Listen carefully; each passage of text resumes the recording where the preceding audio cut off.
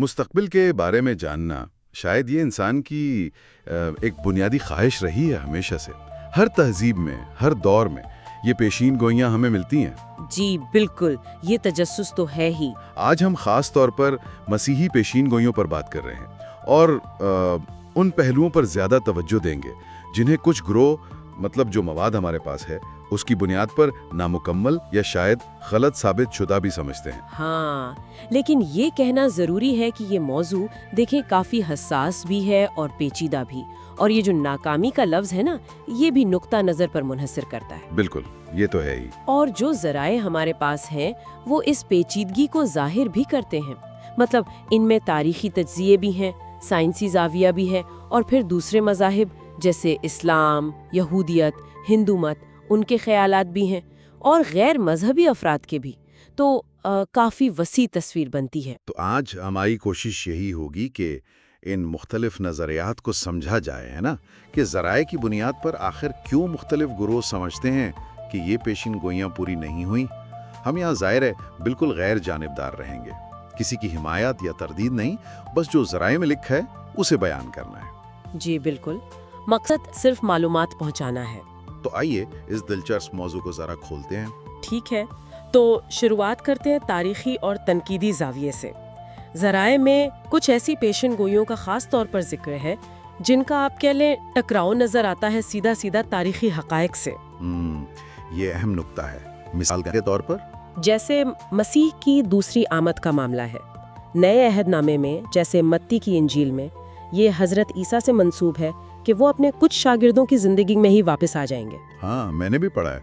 और मरकज़ की इंजील में भी कुछ ऐसा ही है कि ये नस्ल ख़त्म ना होगी जब तक ये सब बातें पूरी ना हो जाएं। बिल्कुल, लेकिन तारीख क्या बताती है कि पहली सदी ईस्वी में ऐसा नहीं हुआ। सही। तो ये एक वाज़ेह तज़ाद है जिसे नाक़िदीन सामने लाते हैं। जी हाँ, इसी तरह एक और मिसाल है हेज़िकियल नबी की किताब में सूर शहर यानी टायर, इसकी तबाही की पेशीनगोई है। कहा गया कि बाबल का बादशाह नबूकदनज़र उसे मुकम्मल तौर पर तबाह कर देगा, और ये कि वो जगह बस मच्छरों के जाल सुखाने की चट्टान बन जाएगी। जी, और ये कि शहर कभी दोबारा आबाद नहीं होगा, ये कहा गया था। लेकिन असल में क्या हुआ? तारीखी रिकॉर्ड तो कुछ और कहता है।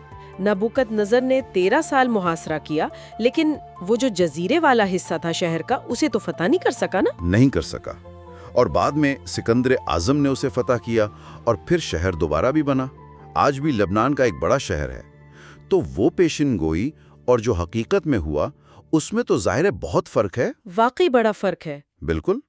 और इसी हज़िकियल की किताब में मिस्र के बारे में भी एक पेशिन गोई है कि मिस्र 40 साल तक मुकम्मल वीरान रहेगा, कोई इंसान कोई जानवर वहां से नहीं गुजरेगा। 40 साल?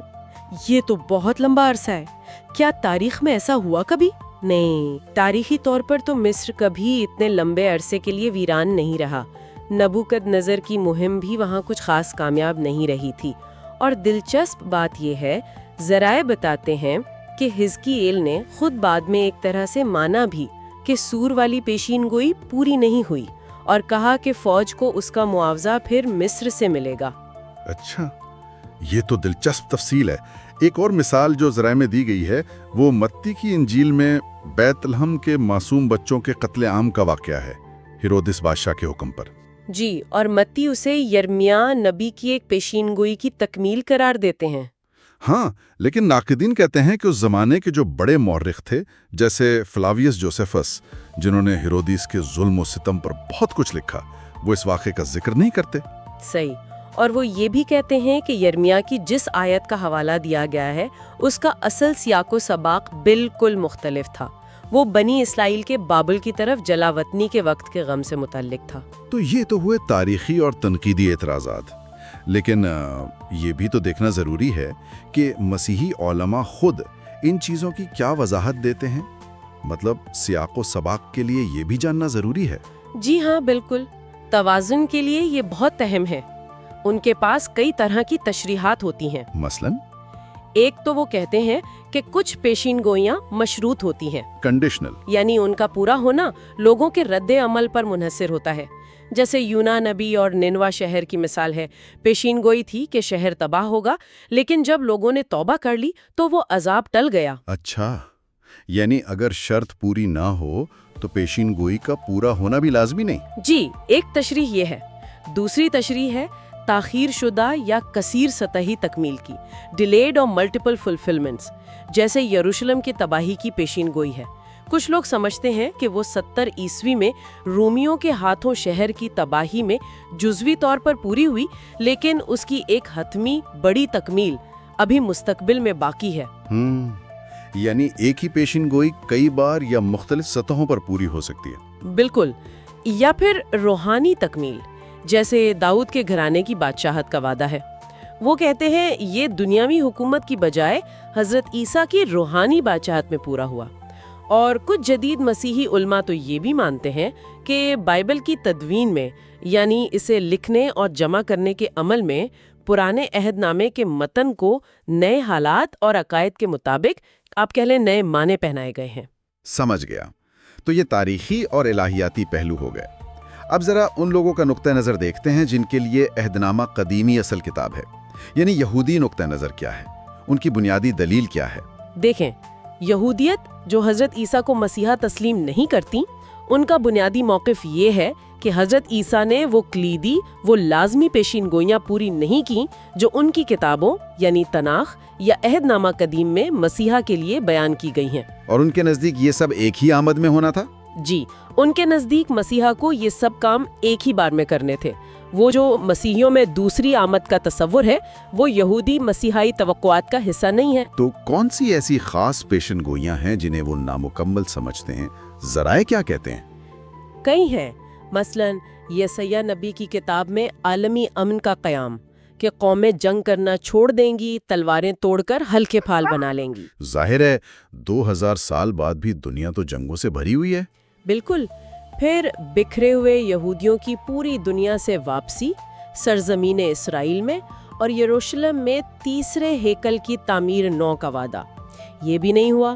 حضرت عیسیٰ کے زمانے میں تو دوسرا ہیکل موجود تھا جو بعد میں تباہ ہو گیا۔ یہ تو بڑے ٹھوس نکات ہیں۔ اور کچھ؟ جی، جیسے پوری دنیا میں خدا کی وحدانیت کا علم پھیل جانا، شرک اور بت پرستی کا خاتمہ، یہ بھی ابھی تک نہیں ہوا۔ پھر داؤد کی نسل سے ایک دنیاوی بادشاہ کا آنا جو انصاف قائم کرے گا، اور مردوں کا جی اٹھنا یعنی قیامت۔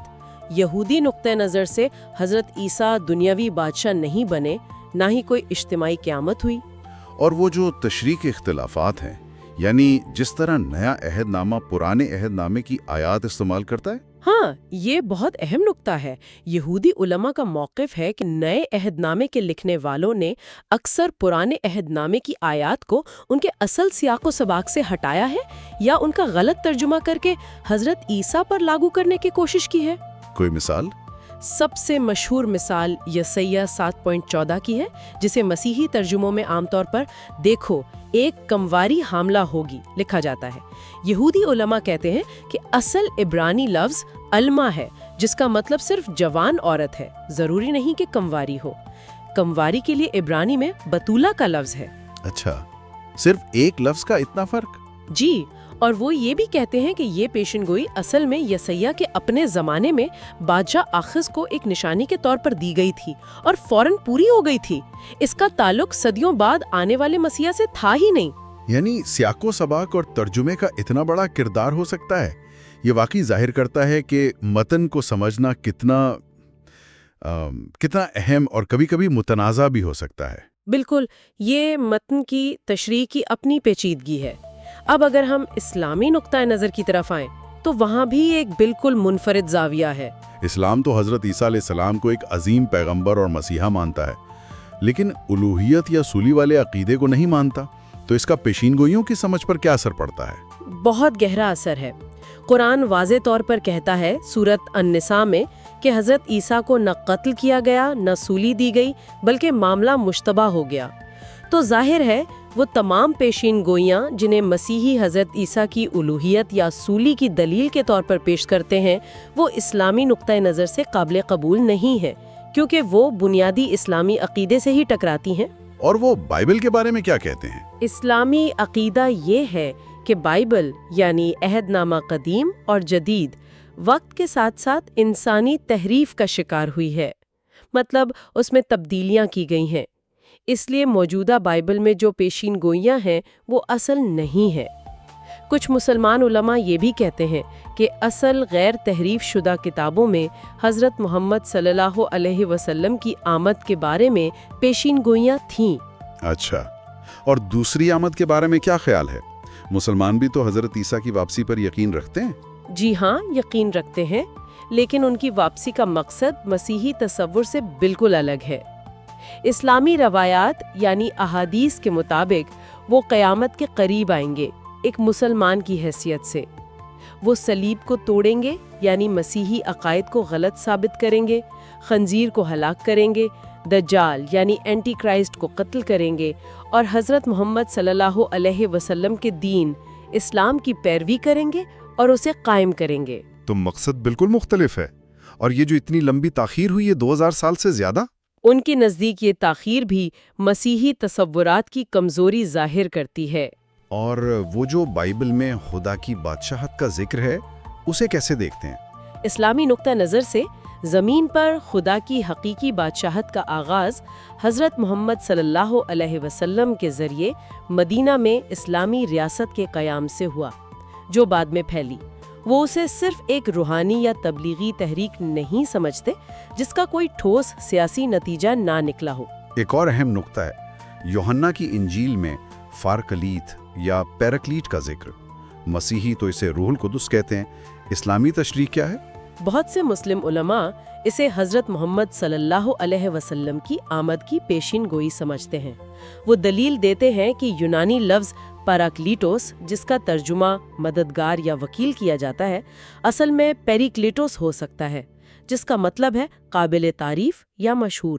قابل تعریف؟ جی، اور قابل تعریف کا عربی ترجمہ احمد ہے، جو حضرت محمد صلی اللہ علیہ وسلم کا ایک نام ہے، اور قرآن میں بھی ذکر ہے کہ حضرت عیسیٰ نے اپنے بعد احمد نامی رسول کی بشارت دی تھی۔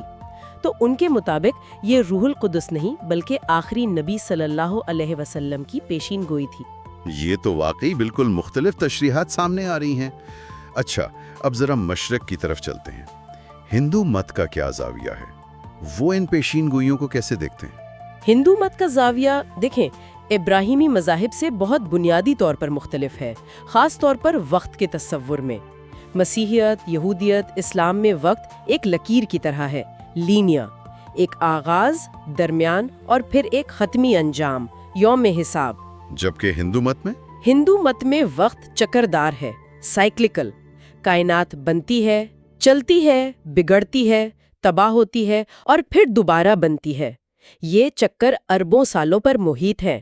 یگ ہیں، ستیوگ، تریتا، دوآپر، کلیوگ، پھر کلپا ہیں۔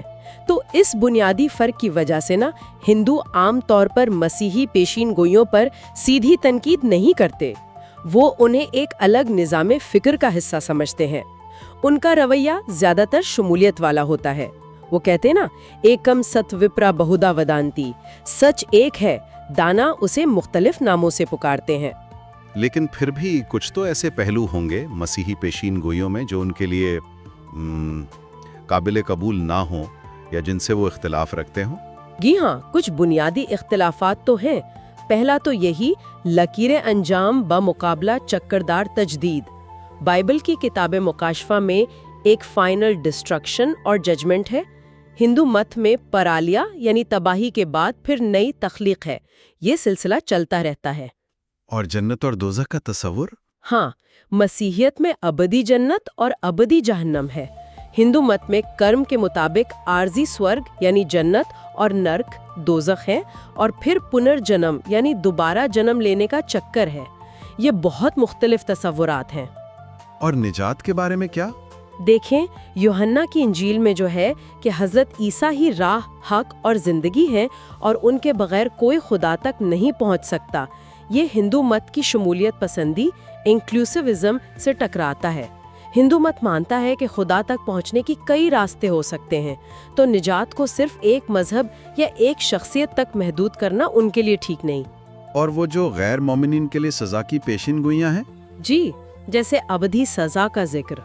وہ انہیں سزا دینے والا، پیونیٹیو لگتا ہے، جبکہ ہندو مت میں کرم کا پھل تو ملتا ہے، لیکن مقصد روح کی پاکی اور آخرکار موکش یعنی نجات ہے، ابدی سزا نہیں۔ کائنات کی تخلیق اور عمر کے بارے میں جو بائبل میں ہے اس کا کیا؟ ہاں، بائبل میں 6 دن میں تخلیق کا ذکر ہے۔ ہندو مت میں تو کائنات کی عمر اربوں خربوں سال ہے، برہما کا ایک دن ہی 4.32 ارب سال کا ہے، تو یہ 6 دن والی بات ان کے لیے بالکل میل نہیں کھاتی، اور یہی بات جدید سائنس جیسے بگ بینگ اور ارتقاء کے ساتھ بھی ہے۔ وہ جو زمین کی عمر تقریباً 6000 سال نکالتے ہیں بائبل سے؟ جی، وہ تصور بھی ہندو مت اور سائنس دونوں کے نزدیک ناقابل یقین حد تک کم ہے۔ ذرائع میں بھوشا پران کا ذکر بھی ہے، جس میں کچھ لوگ کہتے ہیں حضرت عیسیٰ کا ذکر ہے، لیکن زیادہ تر علماء اسے مستند نہیں مانتے، اور سوامی وویکانند جیسے مفکرین نے مسیحی مشنریوں کی تنگ نظری پر تنقید بھی کی تھی۔ ٹھیک ہے، تو یہ ہو گئے مختلف مذہبی نقطۂ نظر۔ آخر میں وہ لوگ جو غیر مذہبی ہیں، ملحد ہیں یا سائنسی سوچ رکھتے ہیں، وہ ان پیشین گوئیوں کو کیسے دیکھتے ہیں؟ ان کی تنقید کس بنیاد پر ہوتی ہے؟ ان کا نقطہ نظر بنیادی طور پر ثبوت اور منطق پر ہوتا ہے۔ وہ پیشین گوئیوں کو کوئی الہامی چیز نہیں سمجھتے، بلکہ انسانی نفسیات، سماجی حالات، اتفاق یا کبھی کبھی دھوکہ دہی کا نتیجہ سمجھتے ہیں۔ ان کے لیے سب سے بڑا مسئلہ ہے ٹھوس، قابل تصدیق ثبوت کا نہ ہونا۔ تو کیا دلائل دیتے ہیں وہ؟ کئی دلائل ہیں۔ پہلا تو یہ کہ پیشین گوئیاں بہت مبہم ہوتی ہیں، ویگ، خاص طور پر وہ جنہیں کہا جاتا ہے کہ پوری ہو گئیں۔ وہ اتنی گول مول ہوتی ہیں کہ آپ انہیں کسی بھی واقعے پر فٹ کر سکتے ہیں۔ اسے کبھی کبھی شارپ شوٹر فیلیسی کہتے ہیں۔ اچھا، یعنی پہلے گولی چلا دو پھر اس کے گرد نشانہ بنا لو۔ بالکل، کہ مبہم باتوں کو بعد میں ہونے والے واقعات سے زبردستی جوڑ دیا جاتا ہے۔ دوسرا نقطہ ہے بعد از وقوع تشریح، پوسٹ ہاک انٹرپریٹیشن، یعنی واقعہ ہونے کے بعد اس کی تشریح پیشن گوئی کے مطابق کر لینا، اور بعض اوقات تو شبہ ہوتا ہے کہ لکھا ہی بعد میں گیا، پوسٹ ایونٹ رائٹنگ، جیسے دانیل کی کتاب کے بارے میں کہا جاتا ہے۔ جی، ناقدین کہتے ہیں کہ دانیل جیسی کتابیں جن میں بڑی تفصیلی پیشن گوئیاں لگتی ہیں، اصل میں وہ واقعات ہونے کے بعد لکھی گئیں اور انہیں پیشن گوئی کا رنگ دیا گیا، اور پھر وہ پیشن گوئیاں جو صاف صاف ناکام ہوئیں، جیسے سور اور مصر والی، وہ دکھاتی ہیں کہ اگر کوئی مبہم سی پیشن گوئی پوری ہوتی نظر بھی آئے تو وہ محض اتفاق بھی ہو سکتا ہے۔ اور وہ جو شروع کے مسیحیوں کو توقع تھی کہ حضرت عیسیٰ ان کی زندگی میں ہی واپس آ جائیں گے، اس کا کیا؟ ہاں، یہ ایک بہت اہم نکتہ ہے۔ ابتدائی مسیحی واقعی بہت پرزور طریقے سے جلد واپسی کی توقع رکھتے تھے، جیسا کہ پولس کے خطوط سے ظاہر ہے۔ جب صدیاں گزر گئیں اور واپسی نہیں ہوئی تو یہ ایک طرح کا علمی تضاد، کوگنیٹیو ڈسننس پیدا کرتا ہے، یعنی عقیدہ اور حقیقت میں فرق آ گیا۔ تو پھر اس کی وضاحتیں دی گئیں؟ جی، بعد میں نئے عہد نامے میں ہی اس تاخیر کی وضاحتیں آئیں، جیسے 2 پطرس میں ہے کہ خدا کے ہاں وقت کا پیمانہ الگ ہے اور وہ لوگوں کو توبہ کا موقع دے رہا ہے، لیکن ناقدین اسے عقیدے کو حقیقت سے ملانے کی کوشش کہتے ہیں۔ اور سائنسی ناممکنات؟ جی، بائبل میں کچھ باتیں ایسی ہیں جو آج کی سائنس کے بنیادی اصولوں سے ٹکراتی ہیں، جیسے مکاشفہ میں ستاروں کا زمین پر گرنا، ستارے تو زمین سے کہیں بڑے ہیں، یا یشوع کی کتاب میں سورج اور چاند کا رک جانا، یہ تو نظام شمسی کے قوانین کے خلاف ہے، یا زمین کے چاروں کونوں کا ذکر جو چپٹی زمین کا تصور دیتا ہے۔ اور بڑے واقعات جیسے عالمی سیلاب یا خروج مصر؟ ان کے بھی ٹھوس آثار قدیمہ یا ارضیاتی ثبوت نہیں ملتے اتنے بڑے پیمانے پر، تو ان شواہد کی کمی کو بھی دلیل بنایا جاتا ہے۔ ان سب کی کوئی نفسیاتی وضاحت بھی ہوتی ہے؟ جی ہاں، ایک تو تصدیقی تعصب یعنی کنفرمیشن بائس، کہ لوگ وہی معلومات دیکھتے اور یاد رکھتے ہیں جو ان کے عقیدے کی تائید کریں، اور جو خلاف ہوں انہیں نظر انداز کر دیتے ہیں یا ان کی کوئی تعویل کر لیتے ہیں۔ دوسرا، منتخب تشریح یعنی سلیکٹیو انٹرپریٹیشن، کہ مبہم باتوں سے اپنی مرضی کے معنی نکال لینا۔ اور آخر میں وہ اوکم کا استرا؟ جی، اوکمز ریزر، یہ ایک فلسفیانہ اصول ہے کہ اگر کسی چیز کی کئی وضاحتیں ممکن ہوں تو عموماً سب سے سادہ وضاحت جس میں کم سے کم مفروضے ہوں وہ بہتر ہوتی ہے۔ تو اس لحاظ سے پیشن گوئیوں کی سب سے سادہ وضاحت یہی ہے کہ یہ انسانی ذہن کی پیداوار ہے، چاہے نیک نیتی سے ہوں، سیاسی مقاصد سے یا غلط فہمی سے، نہ کہ کوئی مافوق الفطرت چیز۔